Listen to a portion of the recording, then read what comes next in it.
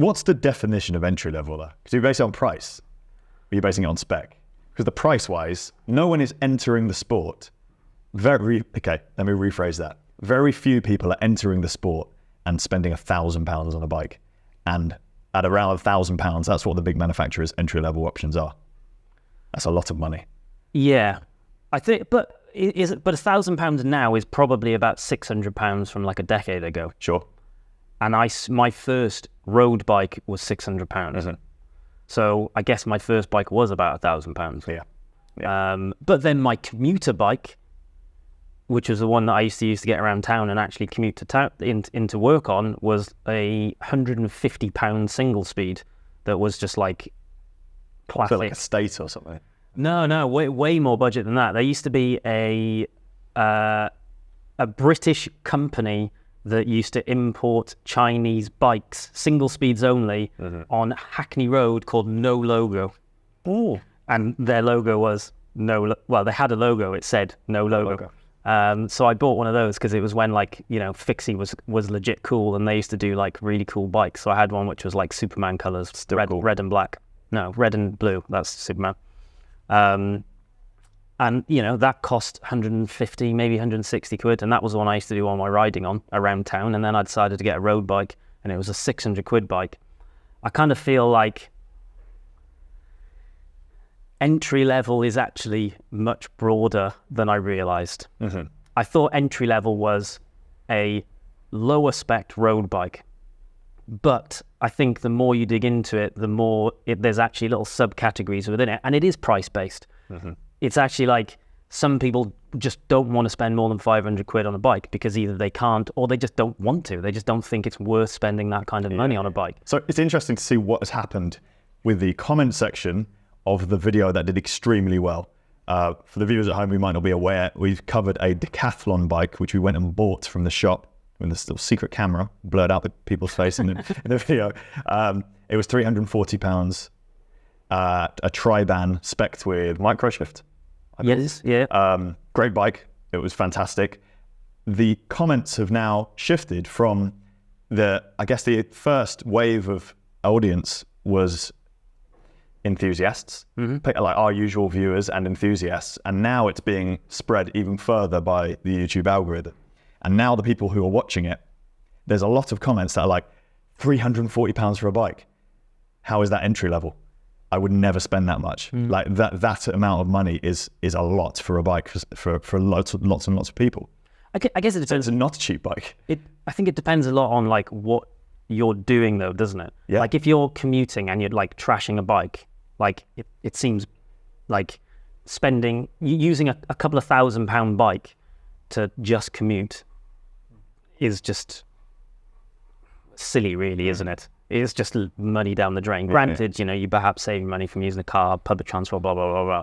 But I just think there's just, people are different. People have different requirements and therefore different price points, either because of how much they have as expendable income or how important it is. Like I know you would be comfortable spending a couple of grand on a bike for commuting because you're not going to be buying a car.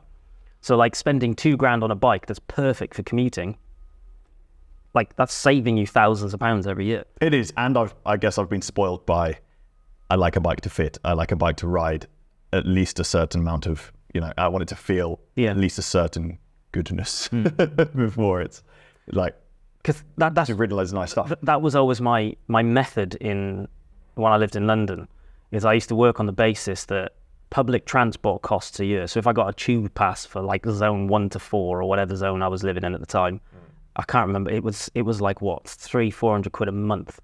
So I used to work on the basis of, well, if I buy £1,000 bike, basically free. It's not, but it kind of is. It was, yeah.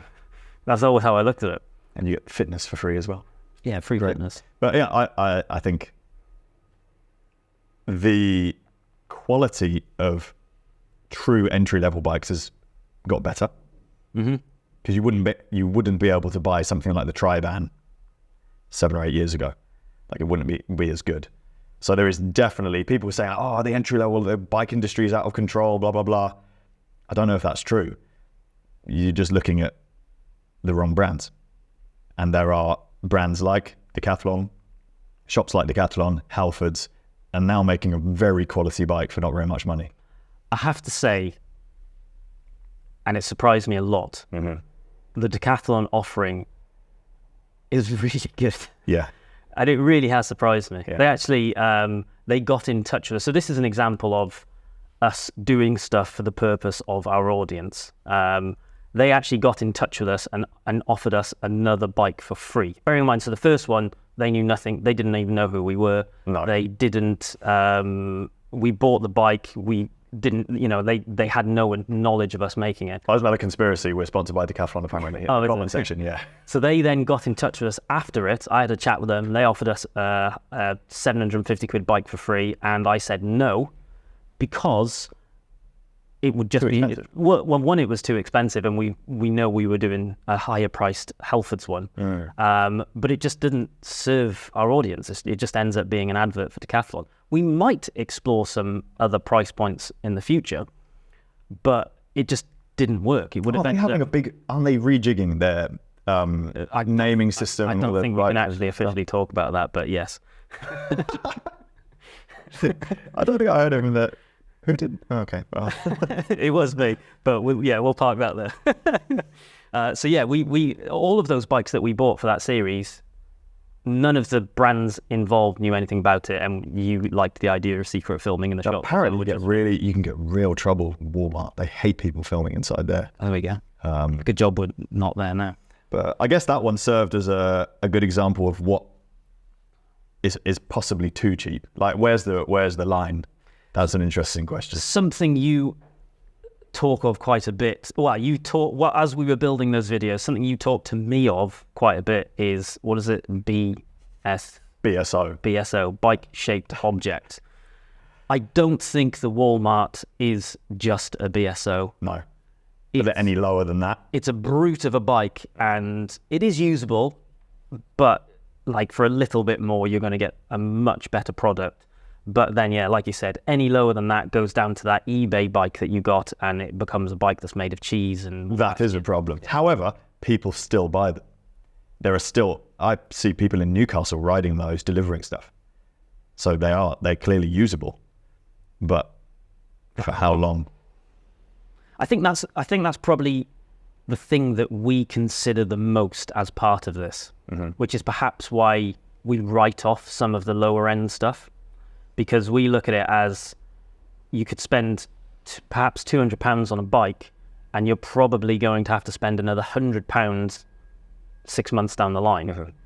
Whereas if you buy a £300 bike, you're probably not going to have to spend anything for 12 months, 2 years. Yeah. So we're looking at the longer term durability of the bike, and there is a minimum standard for that. But that has definitely come down, because you've got stuff like Microshift, which I think is actually brilliant. The new versions are really good. It's so good. Really good. And do you know how much it costs? Well, the whole group set will be less than £100. That's insane. Yeah. That is so cheap, isn't it? Yeah.